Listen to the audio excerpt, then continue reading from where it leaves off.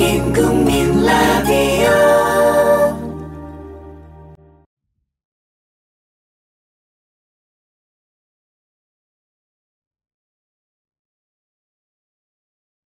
국민 라디오 소설 조선의열단 약산 김원봉 제17회 김원봉은 왜 월북했나. 극본 김용민, 연출 임대웅.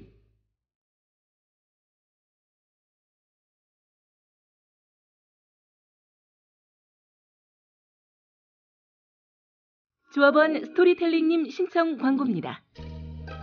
겨울철 벨미 과메기 맛있게 드셨어요? 포항 죽도 시장 상인협동조합에서 이번에는 간장게장을 내놓아요. 살아있는 암꽃게로 만들어 살이 탱탱한 명품 간장게장. 미디어 협동조합원께는 아주 저렴한 가격으로 모시고 배송비를 따로 받지 않습니다. 010-9896-8282 010-9896-8282 검색창에서 죽도락을 검색하세요.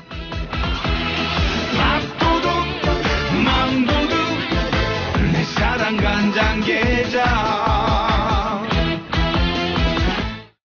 차 살 때 어디서 검색했어? 카넥트요. 차 살 때 어디서 견적냈어? 카넥트요. 차 살 때 어디서 할인받았어? 카넥트요. 카넥트 모르세요? 구글 플레이 스토어나 애플 앱스토어에서 다운받은 앱이요. 차량 재원, 이미지 검색부터 결제 조건에 따른 견적 비교를 한 방에. 차 살 때 찾는 앱 카넥트를 지금 다운받으세요. 자동차의 모든 것 카넥트. 넥트 카넥트.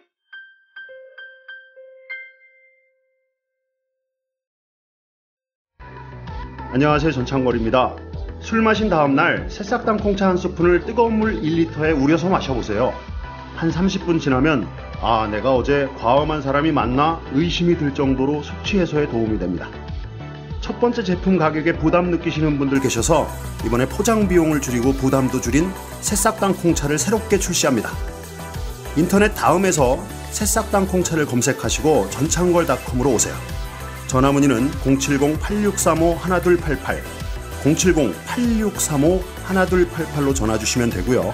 인터넷 판매는 언제든지 전화 문의는 업무 시간에 해주시기 바랍니다. 왜 너만 멀쩡해? 다른 대로 돼? 똑같이 3차를 달렸어. 삼겹살에 소주로 시작하고 호프로 2차 가고 마지막 포장마차까지. 다들 정신을 못 차리는데 왜 너만 멀쩡한 거야? 다른 대로 돼! 그치의 구도 새싹당 콩차. 사람이 온다는 건 실은 어마어마한 일이다. 그는 그의 과거와 현재와 그리고 그의 미래와 함께 오기 때문이다.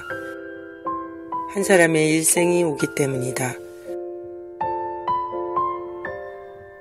정현종님의 시처럼 한 아이의 일생을 만나는 마음으로 교육하는 학교가 있습니다.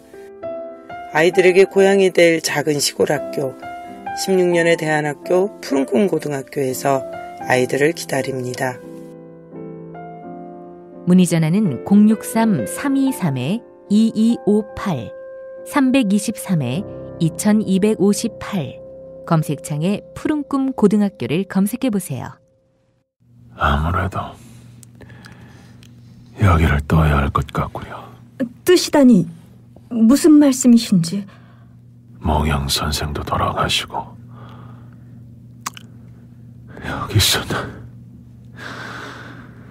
외놈들 등살에 언제 죽을지 모르기 때문이요. 다시 대륙으로 건너가시겠다는 말씀이신지요? 아니면 북반부로? 그러니까 38선 이북으로? 내가 조국 해방을 위해 중국 대륙에서 외놈들과 싸울 때다 한 번도 이런 지옥적인 수모를 당한 적이 없거늘 해방된 조국에서 그것도 악질 친일파 경찰 손에 수갑을 차다니 고문을 당하다니 이럴 수가 있단 말이오. 그렇게 김원봉은 북으로 건너가 돌아오지 않았다. 국가검열상, 노동상, 조선노동당 중앙위원회 중앙위원, 최고인민회의 상임위원회 부위원장직 등의 최고위직을 두루 역임한다. 그러나 그는 분단된 조국, 특히 소련에게 예속된 북한 체제에 대해서 관심이 없었다. 중립화를 통해 외세의 간섭에서 벗어나 민족의 단결과 통일을 이루어내자는 중립화 평화 통일 방안을 주장한다. 김일성이 반응한다. 중립화 평화 통일 방안이라 김원봉을 비롯한 연안파들 머리에서 나온 거네. 그렇습니다, 원수님. 연안파 정리할 때 같이 숙청하라. 인민 해방에 아무런 도움이 안 되는 반동아이네.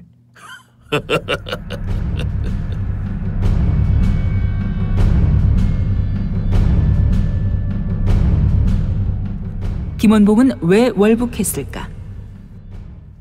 우선 신변의 위협 때문이었다. 경찰만 못 살게 군 게 아니었다. 거듭되는 백색 테러 위협에 불안감을 느꼈다. 또 있었다. 미국이 단독 선거를 통해 남한의 친미 정권을 세우려는 의도가 너무나 명확해졌고, 이것은 웬만해서는 거스를 수 없는 대세가 됐다. 나는 더 이상 남한에서 정치적 활동 공간이 없었다. 또 있었다. 김원봉의 예전 동지들인 연안파가 북한에서 정치적 기반을 잡고 있었다는 점이다.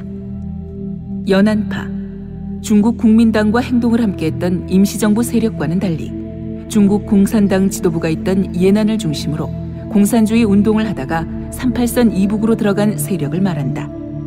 이와 관련해서 김원봉의 비서였던 황용주의 증언이 있다. 약산 김원봉은 결코 마르크스주의자가 아니었다. 그는 김일성의 항일 투쟁을 전혀 인정하지 않는다는 말을 하곤 했다. 그러나 남측에 그의 기반은 전혀 없었다. 과거 자신의 동지들이 거의 북쪽으로 돌아선 까닭에 선택지가 없었다.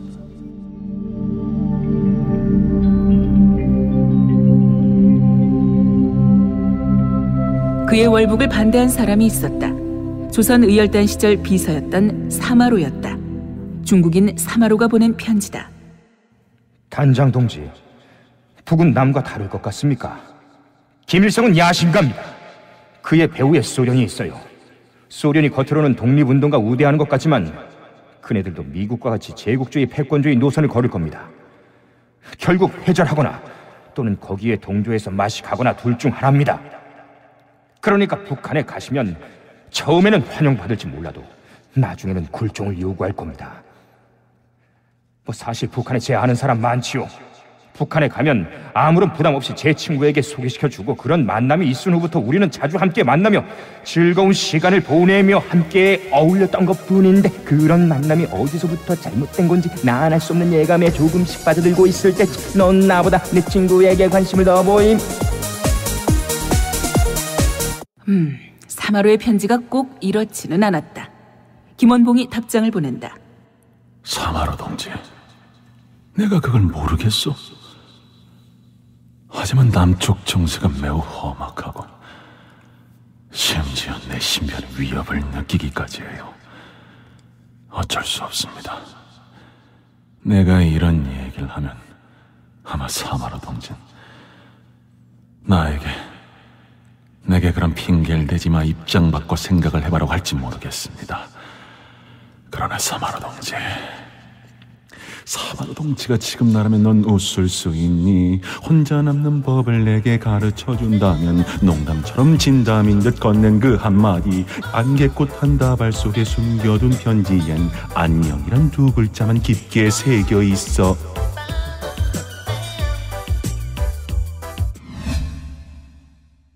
대충 두 사람의 편지 대화는 뉘앙스만은 이랬다.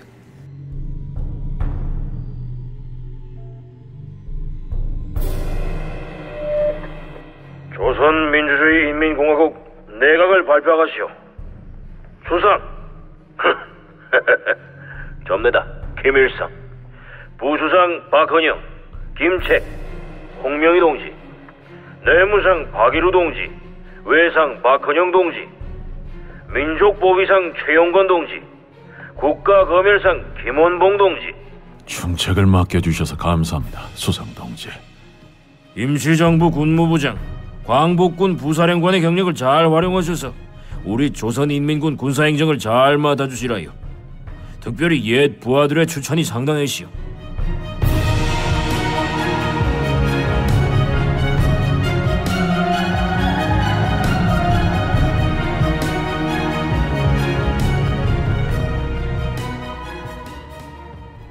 합동통신기자 설국환. 남북협상회의를 취재하기 위해 평양에 왔다. 머물기는 김원봉 집에 있었다. 김 선생, 여기 생활은 어떻소? 타지 생활이지만 마음은 편하오. 마음은 알겠소. 그래, 서울 소식 궁금하지 않소? 궁금하지 않소. 김 선생, 이제라도 늦지 않았습니다. 은퇴하세요. 지금이라도 은퇴하는 게 김 선생의 독립운동 역정을 기억하는 나 같은 먹물들에게 김 선생을 옹호하게 만들 수 있는 명분이 됩니다. 정거 고맙소. 그러나 난 감투 얻으러 38선을 넘은 것이 아니오. 정치한다는 사람은 때론 자기의 뜻대로 못할 때가 있는 겁니다. 내 선택과 무관하게 난 여기까지 끌려왔다고 말하겠소. 설동지 말을 들으려면 내 선택으로 퇴로를 만들어야 한다는 건데 불가능하오. 내가 이북에서 한자리 하는 것 같지만 난 내 모든 것을 버린 상태요. 한마디로 말해 일관성을 지켜온 인생이라는 내 자부심까지 모두. 그러나 언젠간 조야로 돌아갈 것이오. 그것만은 내가 설동지에게 분명히 약속할 수 있어.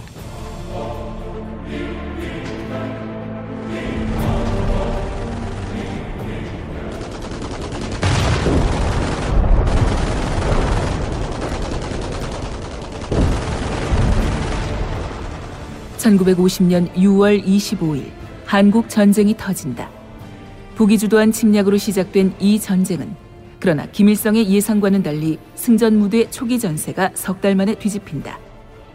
그리고 북한의 영토 대부분이 국군과 미군에게 점령당하는 상황에 이르게 된다. 중공군 개입으로 간신히 전세를 되살린 북한.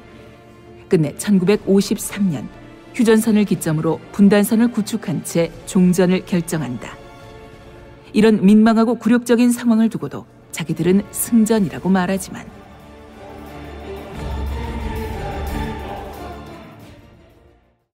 박헌영. 1955년 12월 15일 북한의 최고 재판소는 특별 재판을 연다. 피고석에는 부수상이었던 박헌영이 서 있다. 그의 혐의는 이랬다. 미제국주의의 고용간첩 박헌영, 리승엽 도당에 조선민주주의 인민공화국 정권 전복 음모와 간첩 사건에 대한 판결을 내리겠다. 우선 박헌영, 재산 몰수. 재산 몰수? 그렇다면 재산 몰수로 끝낸다는 건가요? 목숨은 부지한다는 것인가요? 엔드 사형. 사형까지?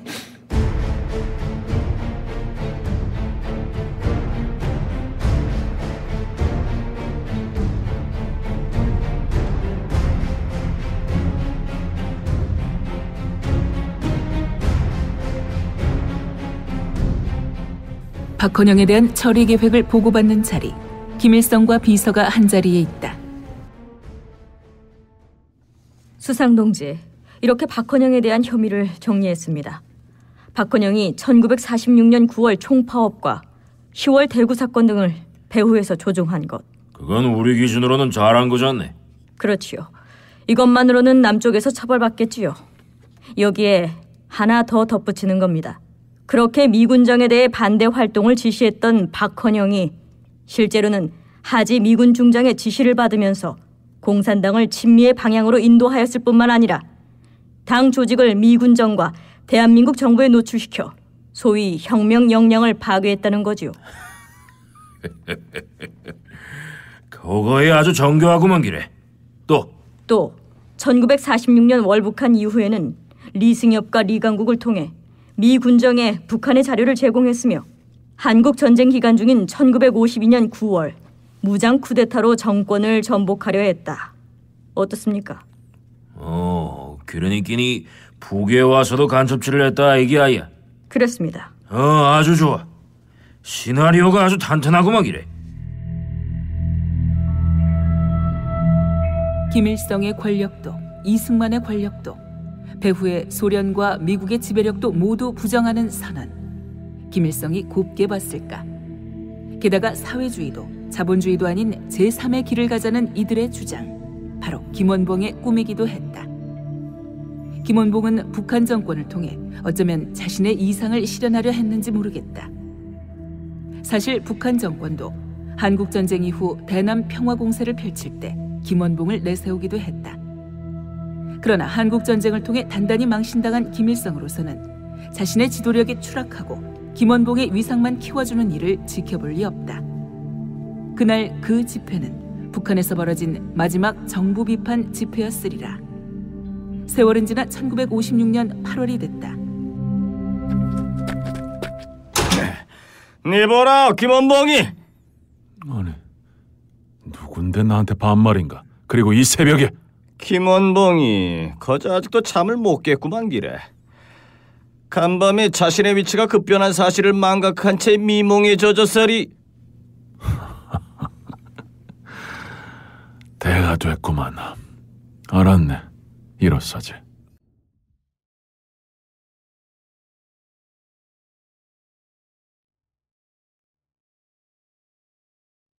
국민라디오 라디오 소설 조선의혈단 약산 김원봉. 지금까지 극본 김용민, 연출 임대웅, 해설과 출연의 보이스피 그네셔스, 제작의 미디어 협동조합 국민라디오였습니다. 이 방송은 팟캐스트 포털 팟빵에서 다시 들으실 수 있으며 월요일부터 금요일까지 매일 오전 11시 40분 국민라디오를 통해 가장 먼저 들으실 수 있습니다. 매일 마지막 회가 방송됩니다.